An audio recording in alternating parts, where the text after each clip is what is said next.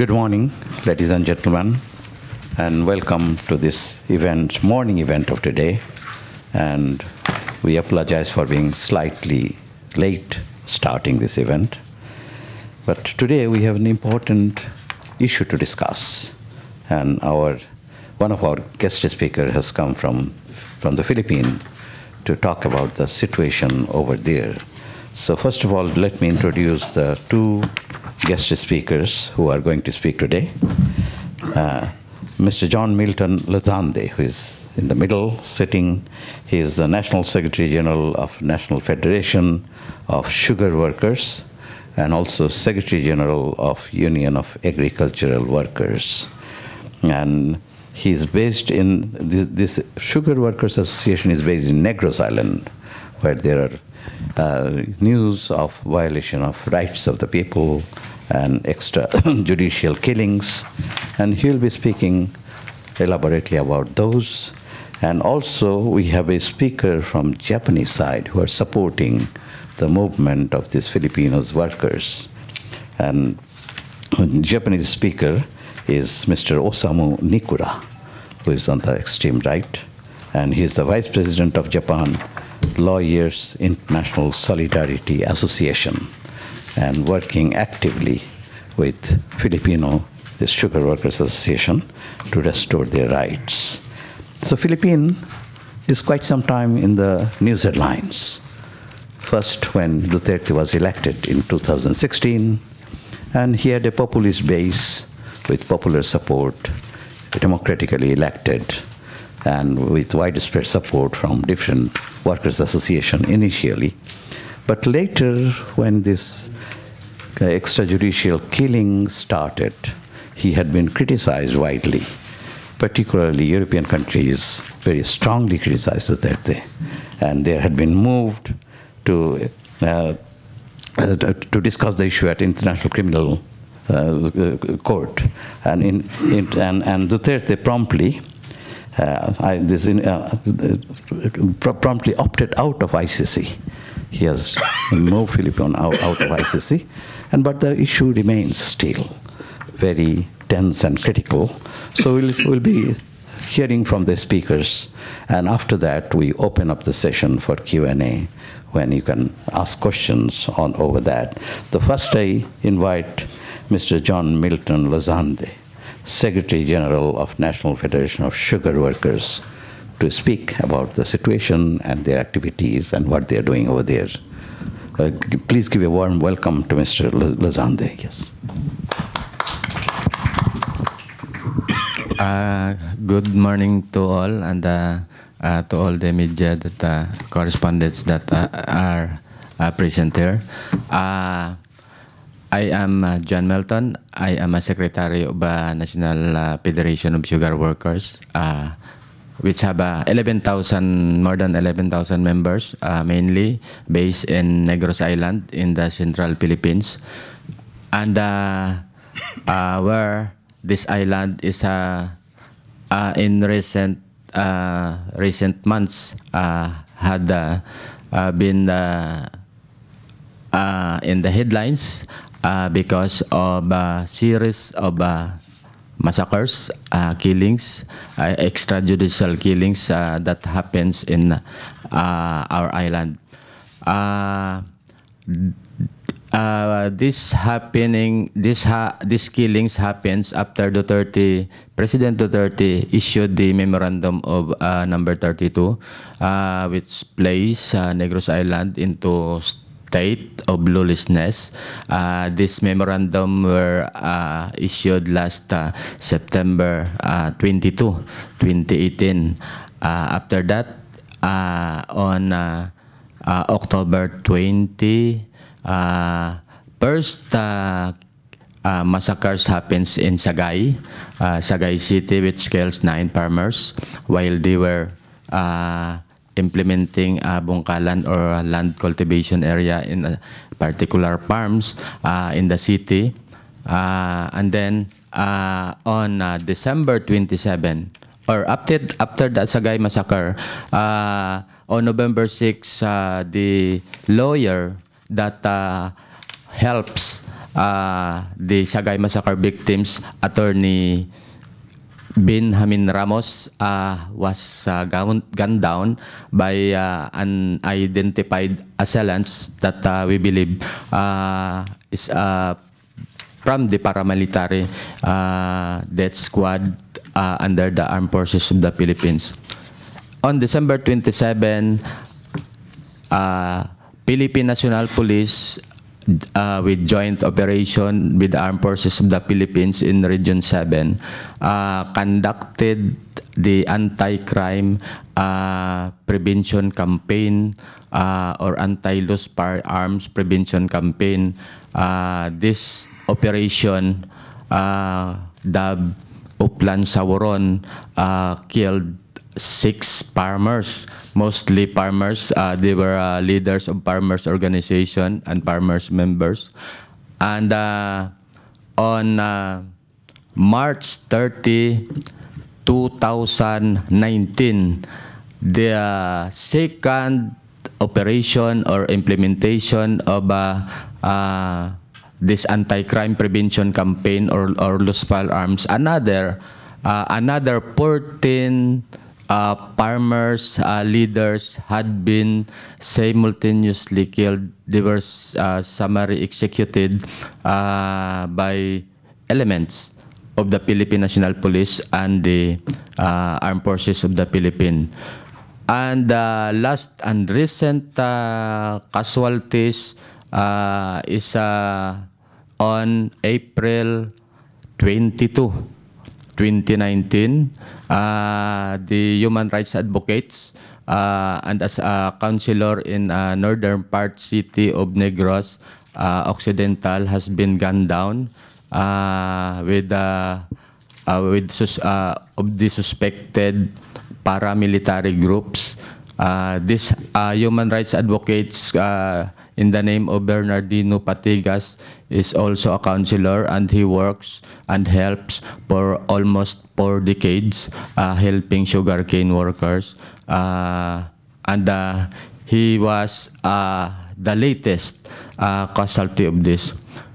As of now, Negros were the more than 50% of the sugar workers in whole Philippines could be found are experiencing the intensification of militarization, especially in the countrysides, giving terror effect to the workers, sugarcane workers, which we see or expecting to have another series of killings that might happen this coming few days. I myself had been vilified also. My pictures had been posted in many police stations, labeling me as a terrorist without charging me in court. I have no cases in court, but the government or the elements within the military and police just simply put my face in many police stations, which the objective of this, we believe, is to condition the mind of the public that whatever happens to us is justified because government alleges that we are terrorists and must be eliminated. So that's why I am here in Japan for last May 7, and I am here until May 19 for a speaking tour in many universities. We have met several parliamentarians in Japan with the objective to inform Japanese people, international community on what's happening right now in the Philippines in terms of intensification of human rights violations and killings, And then we are asking if we can reach or we can reach this objective. We are asking Japanese government for the withdrawal of support in any ways to the Philippine government, because this might embolden Philippine government on his human rights abuses that were happening right now in the Philippines. So on this instance, we are asking foreign correspondents also to propagate, disseminate this information that we have today, and we believe it is not the end of our campaign. This is a continuing campaign that we plan to intensify for the coming months, for the coming years, in order to stop the killings in the Philippines. This campaign is Stop the Killings campaign in the Philippines. Thank you very much. Thank you very much, Mr. Milton Lozande. And next, we'll go to Q&A after the second speaker finishes his speech. So, Mr. Osamu Niikura, he's also Professor Emeritus at Aoyama Gakuin University. Please, Mr. Niikura, yes, please. Okay. Good morning. Good morning. My name is Osamu Niikura, and Professor Emeritus at Aoyama Gakuin University in Tokyo. I wrote a message, and first I read it. Extrajudicial killing is apparently illegal by all means. The United Nations take it seriously and has appointed, since a long time, a special rapporteur on extrajudicial, summary, or arbitrary killings or executions. Since the 1st August 2016, the special rapporteur has been assumed by Ms. Agnes Karamel. She made public a courageous solidarity message on the 6th December 2018, the last year. It was for the conference on upholding life, dignity, and justice.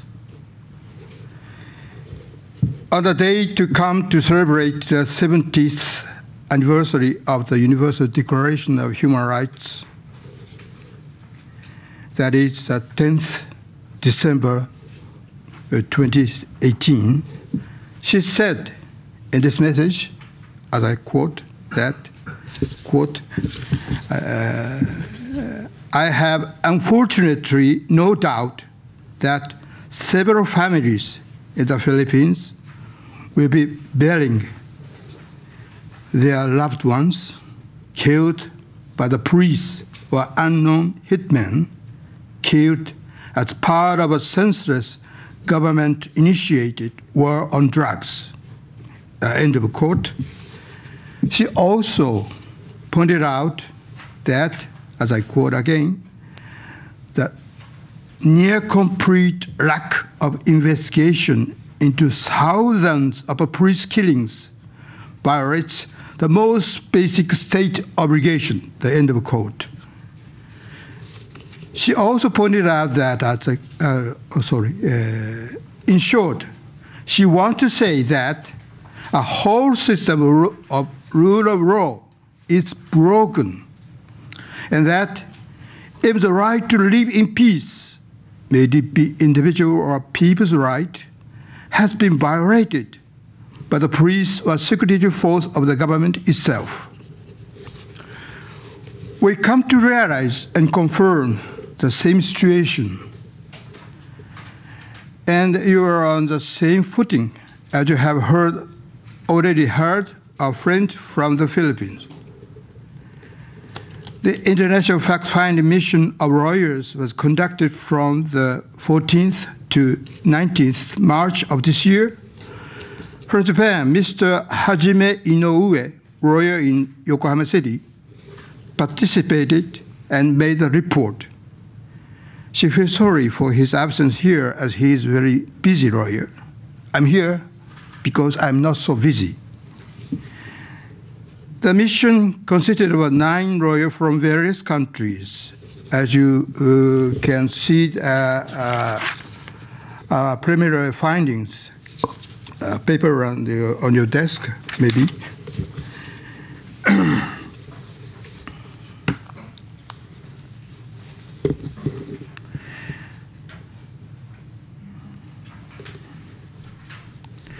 The first conference was held at the headquarters of the Integrated Bar of the Philippines in Manila. President of the bar, a judge, and president of the National Union of People's Lawyers, NUPL, took part in it. The delegates of the lawyers visited the court, Office of Prosecutors League of the Philippines, Commission on Human Rights, Integrated Bar of the Philippines, and also offices of the National Union of People's Lawyers, Bayang and Karapatan. Many witnesses of the attack were heard.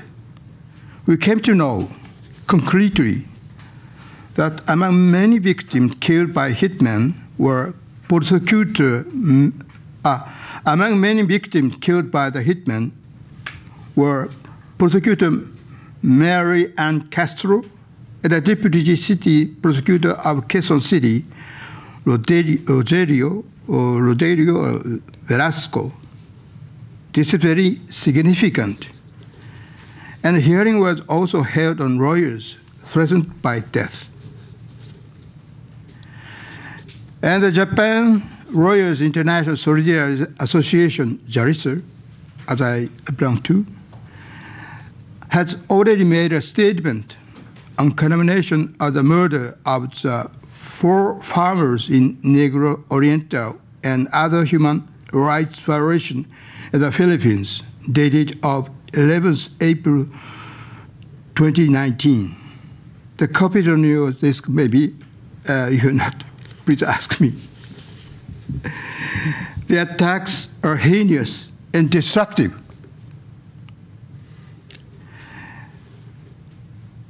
As it means that farmers participating in a land dispute were killed en bloc, and that even a lawyer who served for their farmers, Mr. Benjamin Ramos by name, was shot dead on his way home. The Sagai 9 was the case. The attack was apparently targeting to kill ordinary people with a clear intent to disrupt civil and normal organization of society.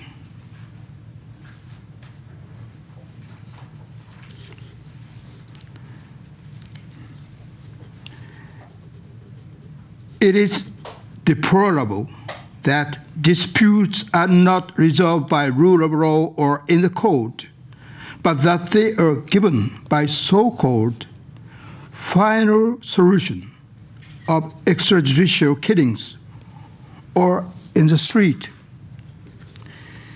It is a matter of justice and democracy, matter of rule of law, a matter of human rights, matter of whole international mechanism to protect and promote human rights. All over the world. So it is right that Special Rapporteur on the extrajudicial killings calls for the International Criminal Court to take an initiative to start preliminary investigation by the Office of the Prosecutors of the ICC, the situation in the Philippines merits a crime against humanity, which the International Criminal Court has jurisdictions.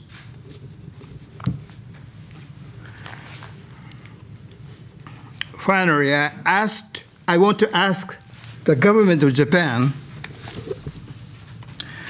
It is one of the most powerful state parties to the ICC to take an initiative to restore and prevail justice and order, human rights and rule of law in the Philippines.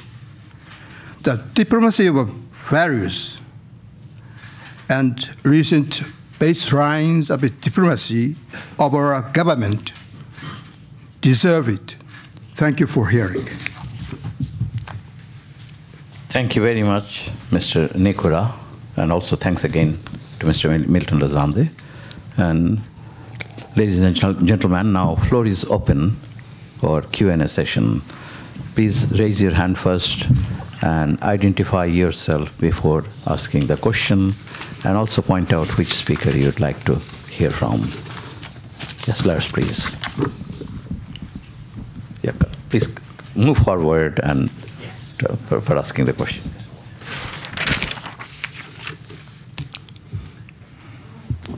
Thank you very much. My name is Lars Nikolaisen. I'm correspondent for the German press agency, DPA.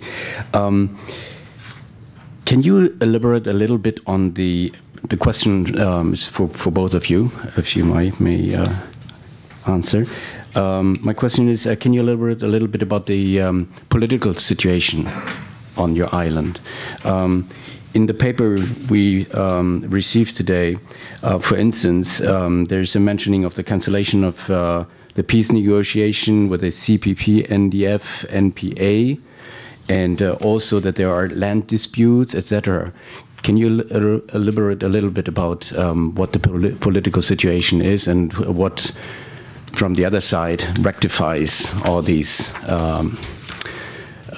killings, etc.? There must, I suppose, there's a so-called political rectification for that, and I would like to know on what basis the other side is arguing. Thank you very much. Since Duterte administration, since Duterte assumed presidency in 2016 July, Negros cases of killings in Negros has reached 65 cases of killings. This is a part of the more than 220 killed nationwide. This is apart from the killings in anti-drug war of Duterte, which estimated to reach now as 23,000. Peace talk has been cancelled by Duterte himself last year, and he, in many major regional, provincial area in the Philippines, the government tried to initiate a localized peace talk, which rendered useless the national label peace talk between the NDFP and the government of the Republic of the Philippines. But the localized peace talk that the government would like to initiate in every region are not going to be prospered because the highly centralized, we think, the highly centralized leadership of the rebel movement, the Communist Party of the Philippines, meaning that the intensification of conflict, armed conflict in the Philippines had continuously happening. In Negros, while there is a series of killings and massacres happenings in this recent months. The encounters and ambushes between the government and the CPP-NP are continuing. So in the face of the struggle of the farmers and peasants and farm workers demanding the government to implement genuine land reform program, the conflict, the armed conflict are continuing. Even if Duterte, the political clans and political families in the province or the island of Negros totally supportive of Duterte presidency, except for several local government units that slowly distancing themselves to provincial government, which this provincial government are ally of President Duterte. Many local governments are slowly distancing themselves to the provincial government because of the expose and because of the series of killings that mainly identifies the culprit or the perpetrators that comes from the paramilitary groups within the police, between the Philippine National Police and the armed forces of the Philippines. So is Professor Niikura something to add? Do you have? Yeah. There are someone who knows well and better than me, and if you reckon, Mr. Jun Sasamoto, the speaker. But basically, from the legal point of view, any conflict, the dispute must be solved peacefully. The government had the obligation to keep the peace and order by peaceful means. And as a special rapporteur put it, this is a basic problem, issues here in the Philippines. The government neglect or encourage the hitman to kill persons, whoever they hate. They hate or he protest against the government. That's the problem, I think. Did you get your answer, Lars? Yes? Okay. Okay, now floor is open again. So meanwhile, I have one question, and which is that recently you have your election in the Senate in the Philippines, and it seems that Duterte consolidated his position that majority of winning candidates are from his side. So this is a puzzling point, that at one side we see that he has been criticized for extrajudicial murder and other. On the other hand, he has also some grassroots support. So why this is happening? What's the main reason for this paradox? Actually, in 2016, as I said, we supported, most of the sugar workers supported Mr. President Duterte, and we even actively campaigned for him for several areas. The recent turnout of the election, which the senator out of 12 senators, maybe 10 or 11 came from the political party of Mr. Duterte. The opinion in the Philippines says that he is still in very popular positions. But for us, we don't think so that that is happening, or that is the true sentiments, because as I have said, many farm workers, many workers, peasants had been withdrawn their support to President Duterte, and we believe that turnout in the election is a result of well-financed PR campaign of Duterte, which since Duterte assumed presidency, this is their main medium in capturing a very popular image. And secondly, this is in combination with a certain political atmosphere of the Philippines, which many landlords,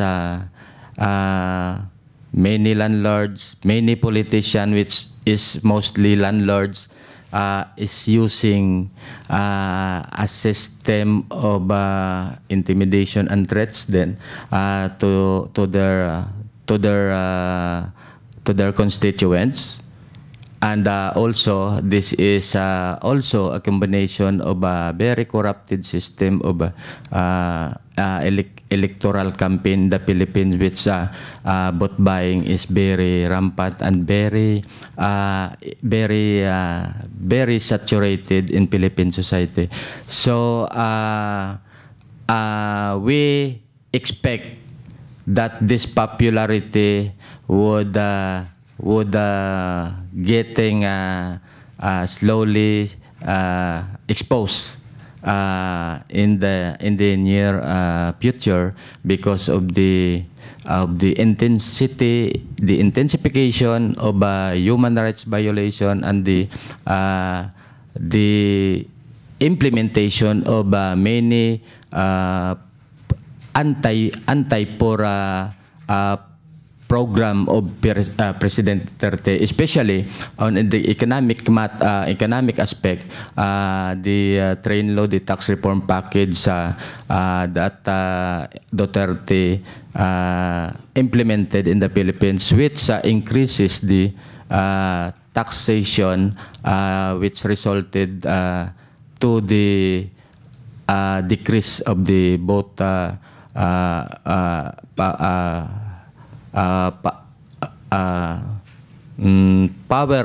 buying power of the Filipino population. So for us, that would be exposed in the near future. Okay, thank you. Albert, you had some question.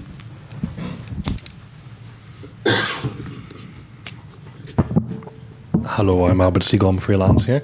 So I guess part of my question is partly yours. Given the surprise election results, I think people expected a different outcome due to the quite vocal criticisms of human rights violations and practices toward China and such, and yet, well, it was a very surprising outcome. He won by a landslide. So, given that the people seem to be willing to put up with things they don't like because they somehow see some sort of stability in this, or maybe whatever reason they have, do you think that this situation will change anytime soon?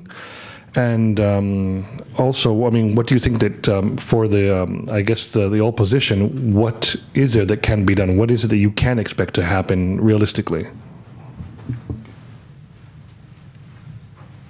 I cannot get.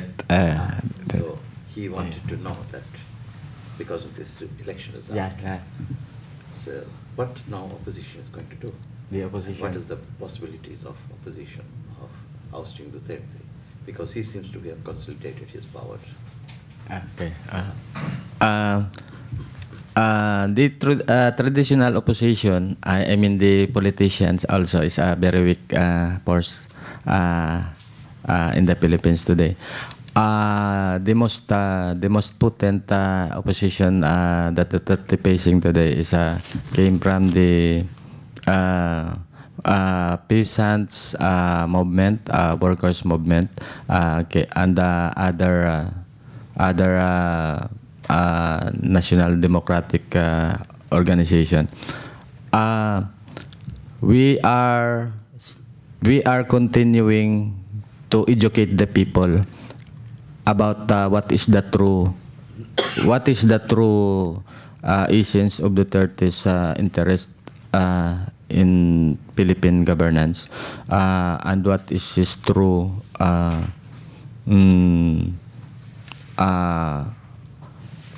bias, because for us he's simply a representative not of the poor Filipino people or the poor peasants. Instead, he is representative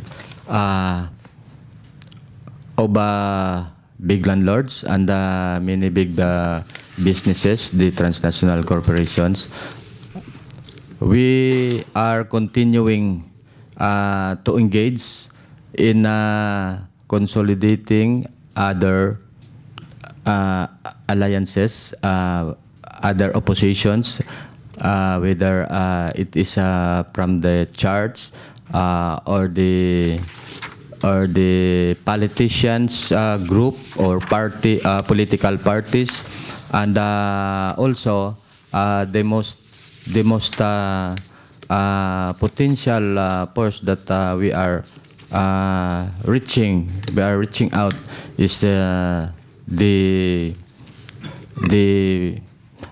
basics and ordinary people, like the organizations of workers, organizations of poor, urban poor, and organizations of farmers, which we are trying to gather them into a much larger and a much stronger force in order to push for a real change, to expose the anti-poor, anti-people policies of Duterte, and also until we could reach a much stronger position, so that we can change this behavior of the Filipino people. Did you get your answer, Albert? Yeah? Okay, well, I would like to know that you have mentioned this, your activities and others. So do you think the recent election, most recent election, Senate, was it rigged or was it manipulated, the election? Philippine electoral exercise is always been manipulated.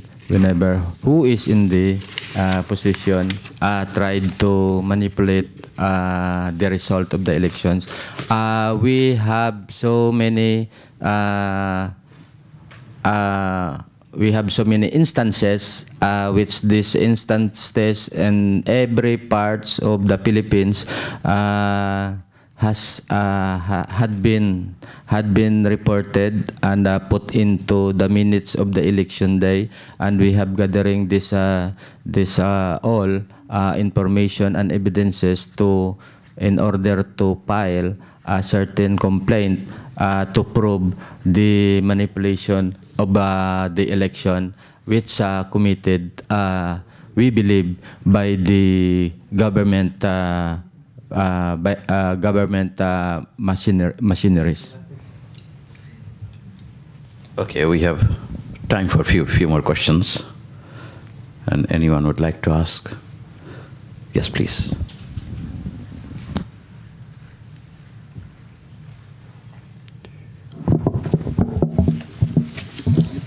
My name is Keiko Kandachi at the American Embassy in Tokyo, participating as an observer.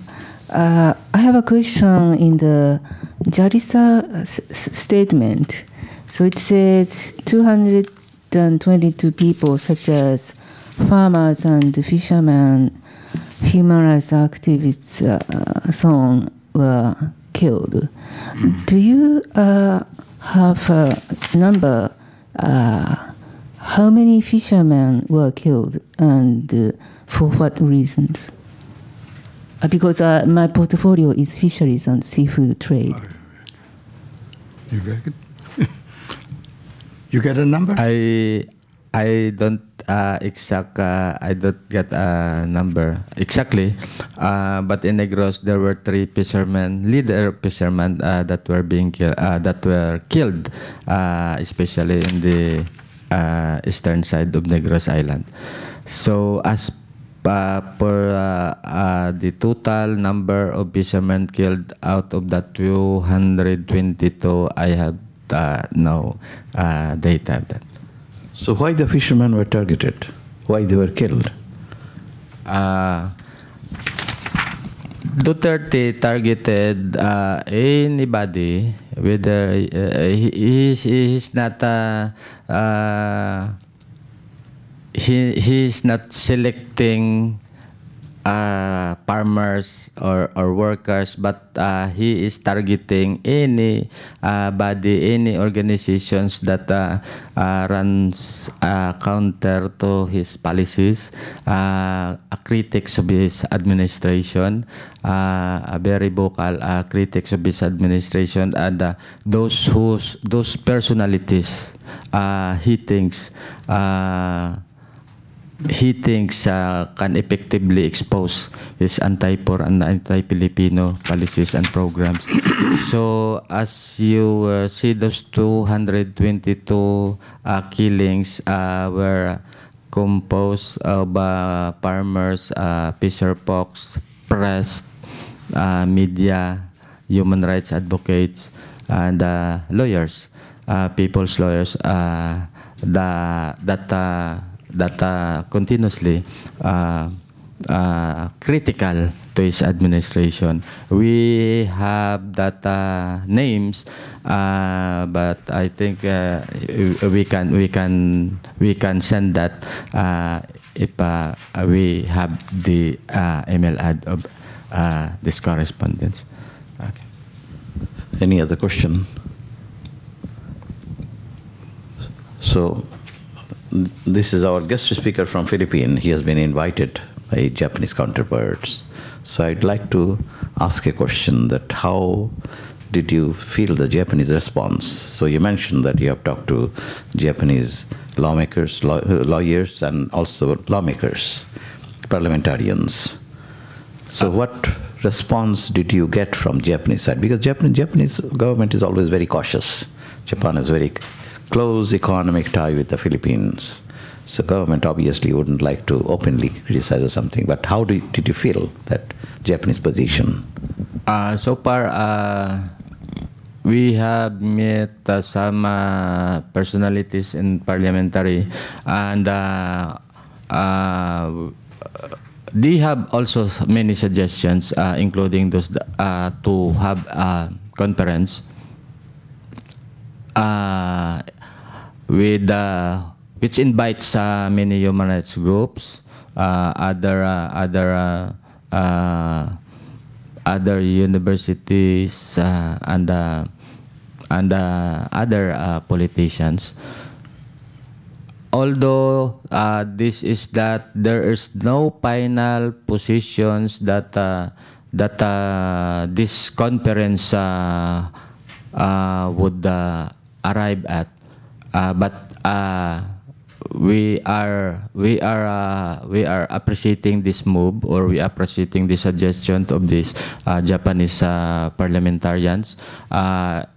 I think, and we think that is starting move for us to advance slowly and to get the favor or get a positive response from the Japanese government, starting with these parliamentarians and with this activity, until we could reach somehow to the foreign ministry and also to the the highest leadership of this government. So this is not the end of our campaign, and we are hoping that this campaign would be continued in this coming months, so that we can reach a very much real the realization of our campaign. Yes, please, Sekason.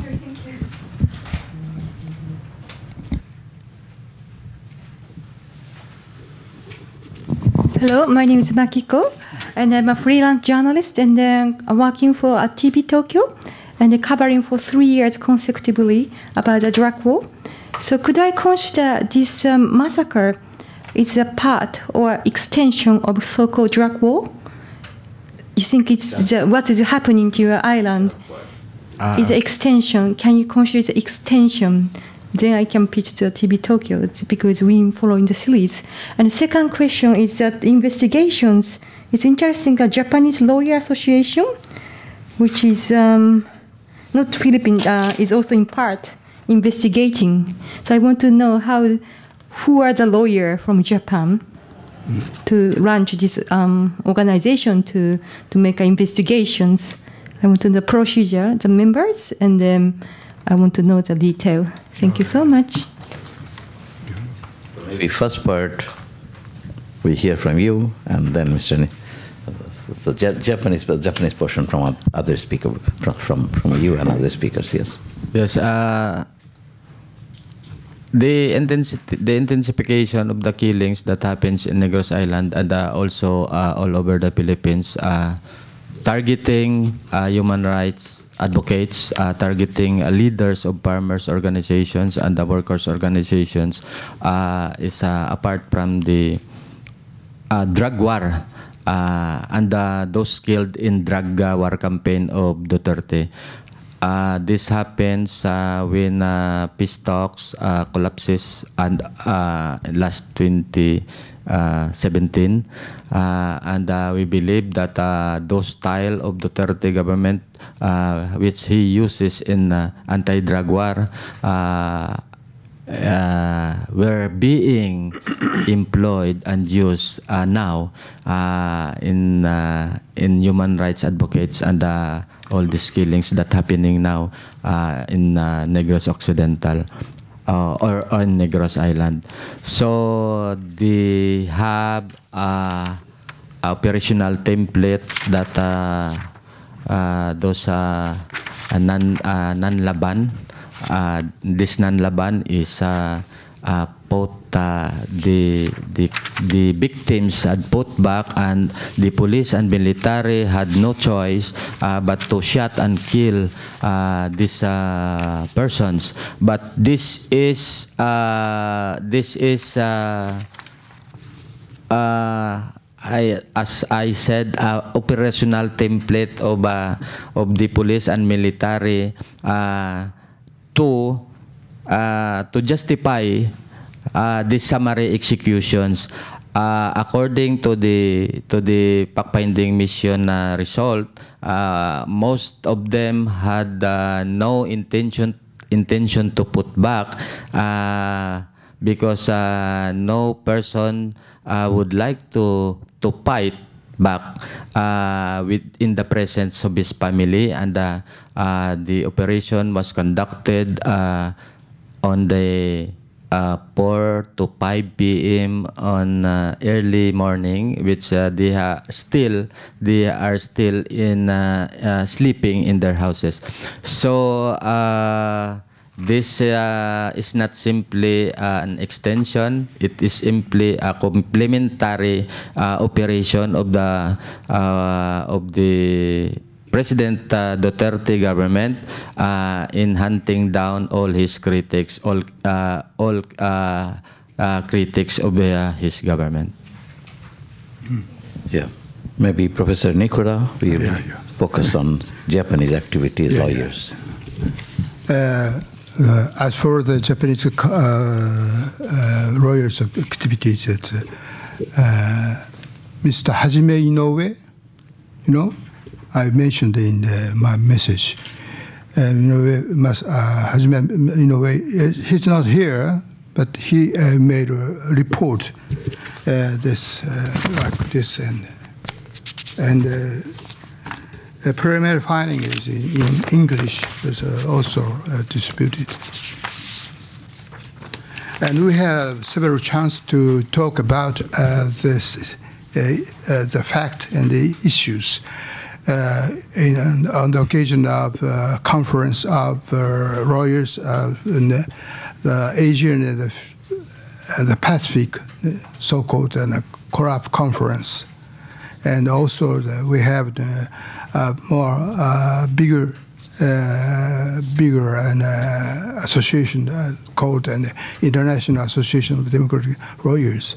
We have done twice a year and very meaningful conference meetings of bureau members.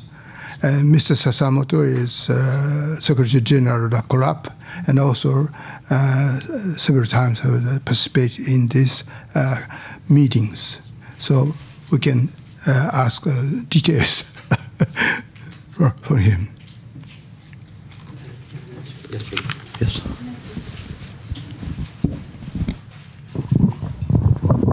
Thank you. I am Jun Sasamu, Japanese lawyer. I'm a member of IADL. IADL is the International Association of Democratic Lawyers. And IADL had made a fact-finding mission in this March. The background of this investigation is in 2018, President Duterte rejected the entrance of ICC prosecutor to the Philippines. So in international level, there is no fact-finding still now. So International Lawyers Association should conduct the investigation. So we conducted this investigation. And in addition to that, in last year, in October, our friend lawyer in the Philippines was killed in this extrajudicial killing.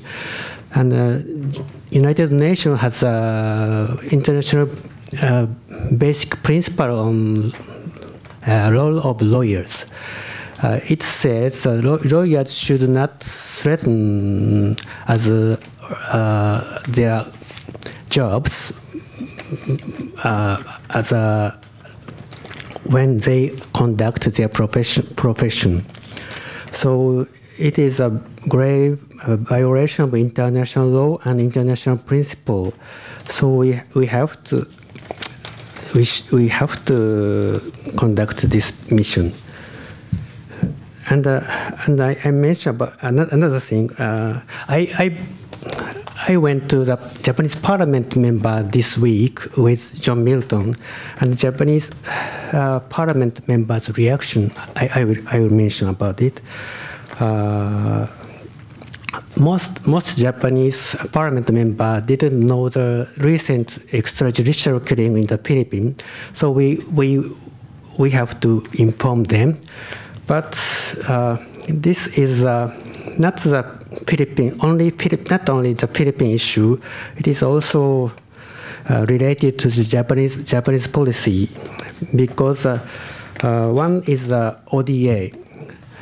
Japanese government has a policy of ODA in 2015, and it says ODA should have to be provided take consideration of the human rights violation.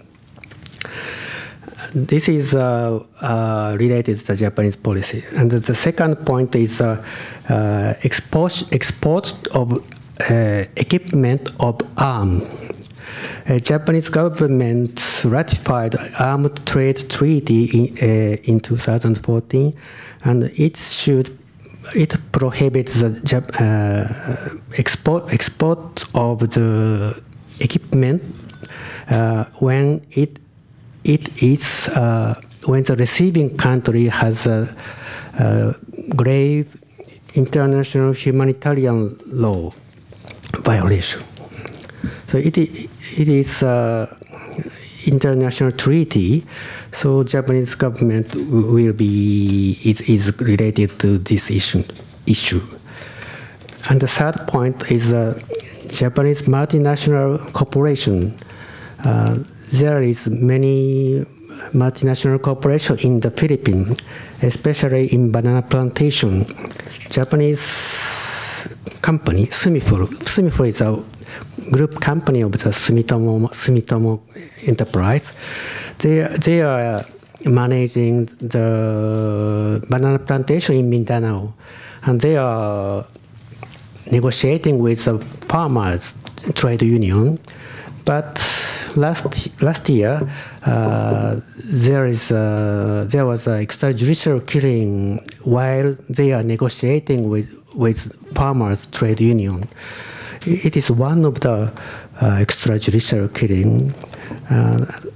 Like that, the extrajudicial killing has been extended from the war on drug to the political and anti-government activities level. Thank you. Thank you very much. We have reached the end point of our allocated time. So there is also among the audience this Kayoko Teshigawara, and she is among the hosts who has invited Mr. John Milton and the group. So if you want to know more about the activities of Japanese side, she is the person you can approach to. So thank you very much, our distinguished guest speakers, for your very illuminating speech on a matter which not much we know about it. And also, ladies and gentlemen, thank you for joining this event. With this, I conclude the press conference of today. Thank you again. Thank you very much.